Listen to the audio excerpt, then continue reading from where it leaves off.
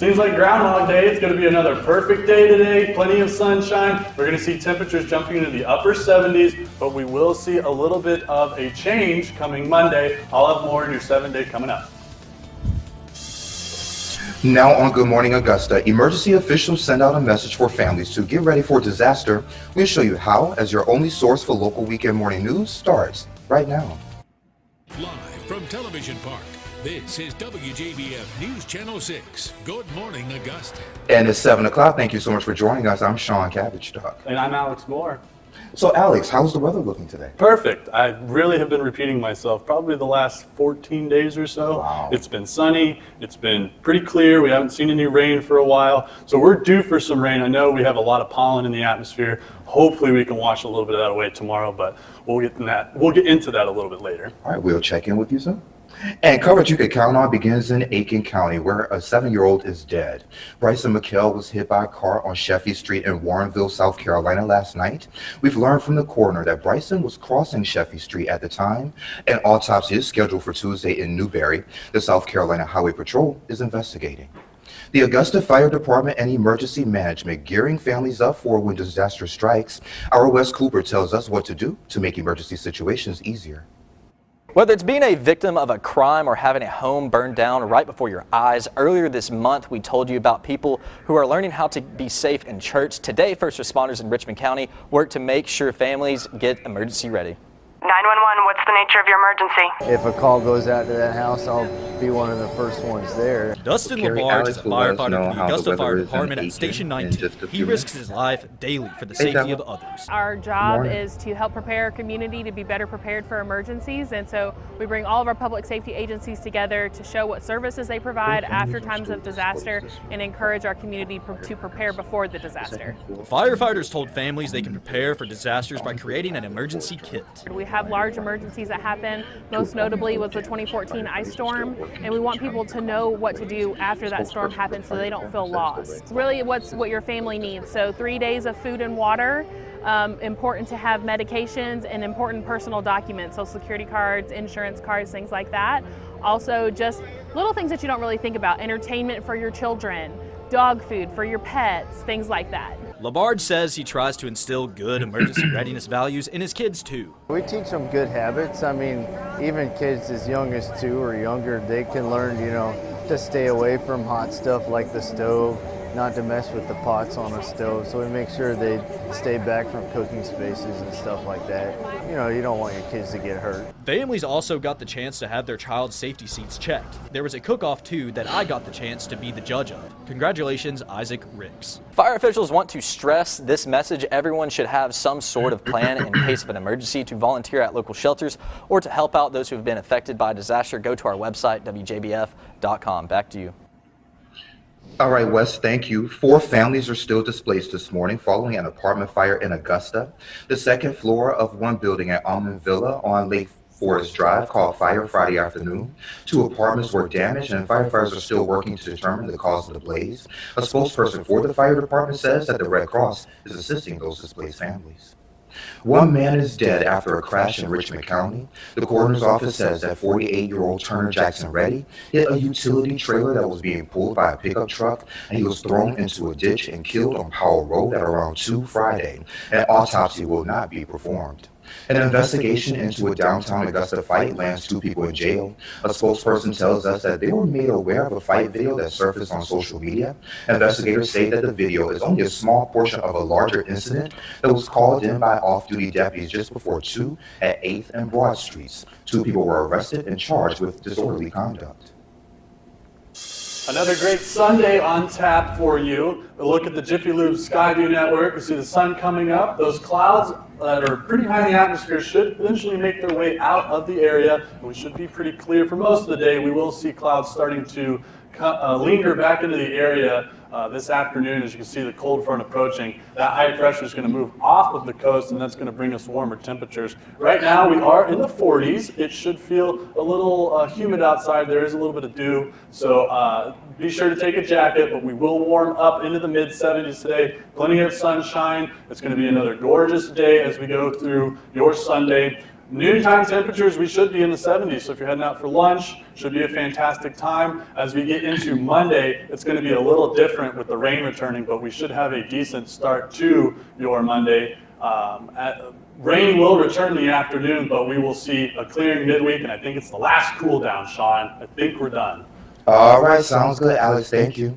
Lawmakers will wait at least until today to see any conclusions from Special Counsel Robert Mueller's report. Meanwhile, there's an unusual response from President Trump. Total silence. CNN's Pamela Brown reports from his resort in Florida, where the president is spending the weekend.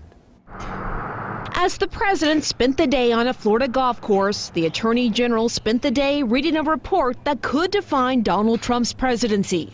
Attorney General William Barr and Deputy Attorney General Rod Rosenstein were both in the office today, reviewing Mueller's findings. Barr telling lawmakers he could release the principal conclusions of the report to them as soon as this weekend. As the wait for information continues, Justice Department officials say one thing is clear: there will be no more indictments related to the Russia probe. The White House seizing on that as a victory. President Trump attending a Republican fundraiser Friday, seated next to Senator Lindsey Graham, who went on the attack against the other candidate in the 2016 election, Hillary Clinton, saying, quote, "We're going to make sure both campaigns are looked at," prompting chants of "lock her up" from other attendees. The president came to Florida flanked with his legal team, bringing along White House lawyer Emmett Flood, who's responsible for the response to the Russia investigation. And just hours before the announcement that Mueller was finished, there was no collusion, there was no obstruction, everybody knows it. It's all a big hoax. I call it the witch hunt. It's all a big hoax. President Trump continued his attacks on the investigation, telling Fox Business Americans will not accept a negative review. It's always interesting to me because a deputy that didn't get any votes appoints a man that didn't get any votes. He's going to write a report on me. People will not stand for it. Even though the president did call for the release of the report this week, let it come out. Let people see it. That's up to the Attorney General. Barr has previously refused to commit to providing Congress with a full report, and said that DOJ rules prevent him from sharing damaging information about individuals not charged with crimes. All I can say right now is my goal and intent is to get as much information out as I can, consistent with the regulation. But Democrats are demanding the report be made public in its entirety and have threatened a subpoena to get it. The American people have a right to the truth. The watchword is transparency. In conclusion, the president himself has called without qualification for the report to be made public. There is no reason on God's green earth why Attorney General Barr should do any less. White House Press Secretary Sarah Sanders saying late Friday that the Attorney General is in control of what happens next, tweeting, "The next steps are up to Attorney General Barr, and we look forward to the process taking its course." The White House has not received or been briefed on the special counsel's report. And House Democrats discussed their next steps in the caucus-wide phone call yesterday. They circulated talking points about why the full report must be released. Some candidates hoping to get your vote in the 2020 race stopped by the Carolinas this weekend. The mayor of South Bend, Indiana, visited Greenville Saturday. The Democrats stopped by several homes and spoke with residents as well. He also made stops in Columbia and Rock Hill also. Means for me to travel across this country, to come here to South Carolina, to see folks on their weekend. And presidential hopeful Cory Booker was back in the state as well. The Democratic senator from New Jersey held a town hall in Rock Hill. He also picked up a key endorsement Friday. State Representative John King of Rock Hill is supporting Booker's run for president, saying that he understands underserved communities.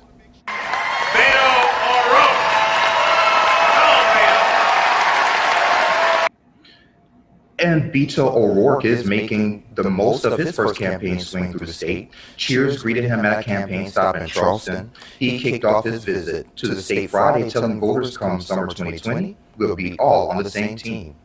A new program in the CSRA looking to give displaced workers an opportunity for a new job. More on the second place jobs on the other side of this break, but first, Alex.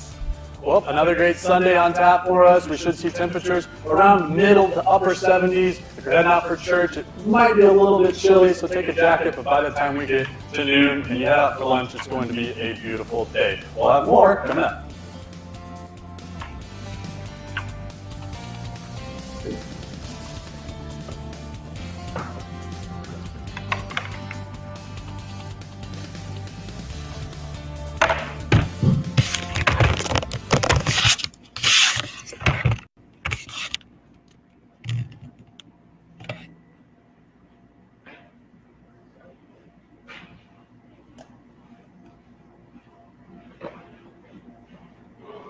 All right, Alex, thank you so much.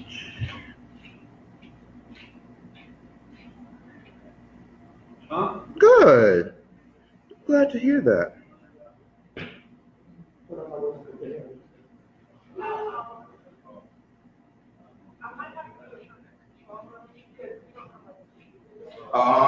Yeah. So, I can't get a picture of you all. maybe that was supposed to be just a video and a story after it was supposed to be that natural.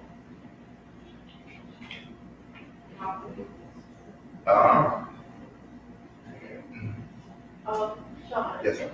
Yes, sir. So she's gonna have to carry her leg. Okay. Augusta, That should be fine. Okay. Hey, Evan. Yes, sir. Okay. So where would you like for them to stand at?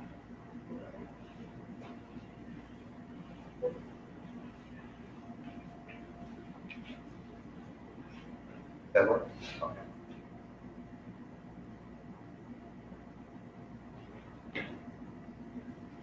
Yes. Step to your right, just a little bit forward. There we go. All right, top line. 1, 2, 3, 4, 5. Head on a swivel. 1, 2, 3, 4, 5. Okay. And this interview total will be 2 minutes and 30 seconds. I have about 6 questions I want to ask. So whoever wants to speak, just go ahead and speak. We have about a minute before we come back from commercial break. I will talk for about 30 seconds.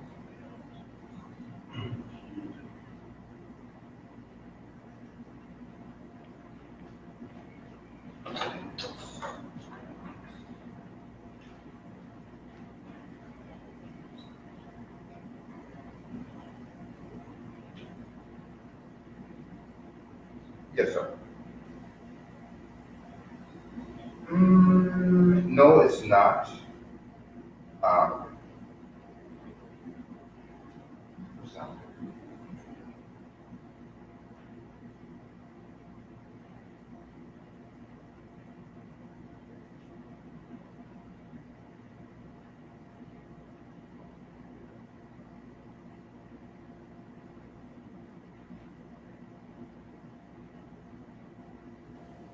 Another gorgeous day today. We're in the 40s right now. We should see temperatures climbing into the 70s as we go through the day today. You're going to see sunshine, you're going to see clear skies, but that's not going to last very long because on Monday rain will return. But afterwards, we're going to have probably our last cool down for the spring, and then we'll be in spring after that. I'll have more on the upcoming changes in just a little bit. Shawn, over to you. All right, Alice, thank you so much. And issues are a part of life, and overcoming those issues can be an obstacle for some.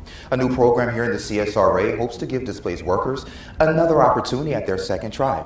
Joining me to talk about second chance jobs is Colin Slavin and Debbie Reese. Nice to meet you guys. Good morning. Good morning. Good morning. Nice to see you. Nice to see you. So tell me a little bit about what Second Chance Jobs is exactly. Absolutely. Second Chance Jobs is a nonprofit organization, and we are dedicated to assisting displaced workers, including veterans, ex-offenders, and also high school students or graduates, and placing them into high-demand careers. And we work with the trade industries, building, construction, and manufacturing as well. Good job. So you guys launched in Aiken first. So what was it about Aiken that made you guys want to start there first? Just a connection we had with Aiken and the support we received. I mean, we had the whole community come together, from the mayor, superintendent, the whole community came together, and we just launched there by default, pretty much. And you guys have expanded to a number of places, right? Oh, definitely, because Augusta's so close. We have so much support here in Augusta already. RW, Alan, who else? Oh, absolutely. In Augusta, we have a lot of people. We have Doc Savage Air is with us, and then we also have... the home builders of Yes. Metro Augusta, they Yes. just joined Very that excited. cause too, also. Yeah. So tell me a little bit about the training and where the participants are at this point. Okay. Excellent. So the training is really comprehensive. It includes classroom training and on-the-job experience, and we also incorporated work and life skills training. So we have working with the Megiddo Dream Station, and we have classroom space there, and also at the adult ed facility right in Aiken, and then we're coming over here to Augusta, and we'll have facilities right near Green Street. All right. Tell me about some of the backgrounds of the participants you guys have. Well, yeah, we don't judge. We're dealing with people from all different backgrounds, desiccated workers, even nonviolent offenders. We're dealing with veterans. We're dealing with high school dropouts, college dropouts, even high school kids that don't have a career path. I mean, we're actually in the schools now doing presentations at the high schools for those students who aren't college bound. And I'm seeing those pictures on social media from you guys. Yes. Absolutely. Let's just say I'm an employer and I like what you guys are doing. How do I get in touch with y'all? Okay, so our direct line is 1-866-7-CHANCE. Yep, you have it on the screen. Yes, sir. Excellent. Or go on our website and you can look at all the information, which is secondchancejobs.org. All right, sounds good. Well, thank you guys so much for joining me today. Thank you. Your Live Viper forecast is up next. I'm going to ask Ashley to take a picture for Instagram. As soon as I wipe my face. Good job. Good job. Good job. I think it is 2:30.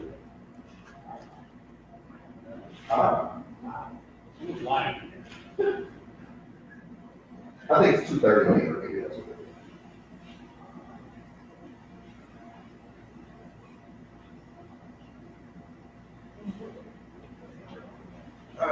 Sorry. Oh, yeah. You should let it know.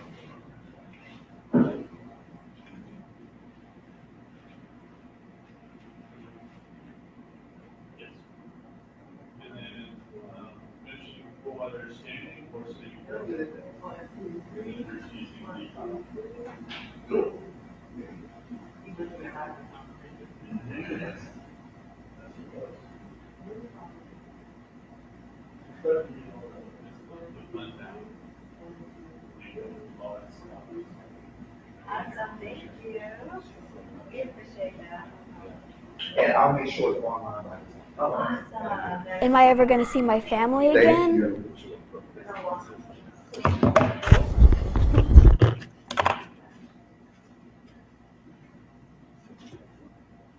So can we call you later or tomorrow? Is that good? Say it again. Can we call you tomorrow or later? Yeah. We have a guy. I'll show you this real quick. Who's Charlie? It's a huge story too. And follow up on that. I know we want to do this, but then if you watch the stage of Union Press, this guy here is who we met in Florida. See this guy here in his house. He was looking into club as an author. He came out of this international meeting. This guy is Kim Kardashian. That's the guy. That's the guy. And she's meeting connection. We got to meet all these celebrities. He thought about which is just related to families. This is huge. We've been into that. We don't bring it to us. Which one? Now, your most accurate forecast with WJBF Live Viper 6 in partnership with AECOM, built to deliver a better world. And another picture-perfect morning for your Sunday if you're heading out to church. Might want to take a jacket, but you won't need it for very long because we're going to see sunny skies, clear skies, and 70s today, upper 70s for your day today. Surface analysis right now, as you can see, that cold front is out towards the west of us along the Mississippi River. Memphis is getting a lot of rain, Nashville will. That'll eventually be making its way to us. And right now, this high pressure system is actually what is kind of driving our weather today into the overnight period and into tomorrow. That's going to move off the coast and give us a more southerly influence of wind. And we're going to have a pretty good day today. 39 degrees right now in Augusta. We're sitting around 40 degrees. We will warm up very quickly as we go through the morning into the afternoon. Today, looking at temperatures around 77 degrees, plenty of sunshine, and it will be nice and warm today. 47 for your church commute if you're heading out, or brunch. Noon, lunchtime temperatures around 70 degrees, and then eventually once we get to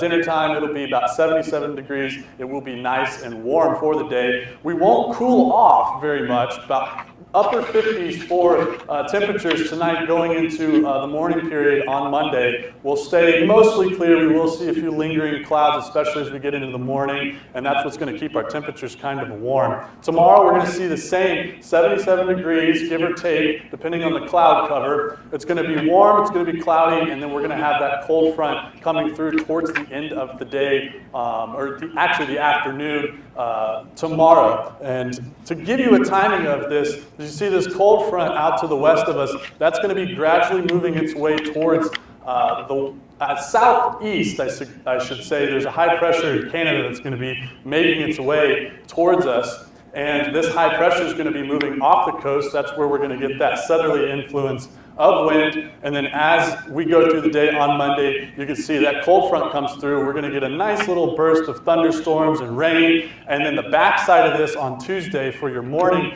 we could see a few showers and lingering clouds through the morning commute, but we should clear up as we go through the day on Tuesday. 77 for your highs on Sunday and Monday. As we get into Monday afternoon, those rain chances will start to increase. I would recommend taking an umbrella for your evening commute because it will be pretty rainy. We might get a couple of good downpours, nothing severe. But we will cool off Tuesday, 60 degrees. We'll start warming up on Wednesday. We should be sunny Wednesday and Thursday, but by the time we get to Friday and Saturday, we're going to see temperatures starting to climb up into the 80s. And I really do think that this is going to be the last cool down based off of all the model data, Shawn, that we are not going to see any more of these 50-degree high temperatures, which is going to be fantastic. So, guys, get out for your Sunday and enjoy it. Do you have any plans? No plans at all. I need to find something to do, but it's going to be a beautiful day. Absolutely. Am I ever going to see my family again? She's running for her life after realizing a group of people in a truck was following her. We'll have the video. It's caught on camera, and it's coming up next.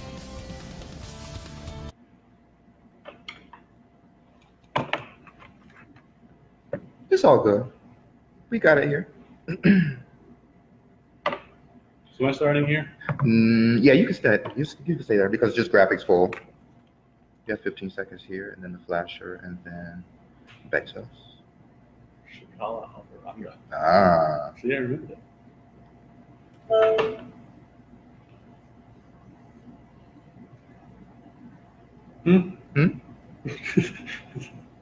We just gave him the same thing, huh? Huh? Yes, sir. Absolutely. You're right, absolutely.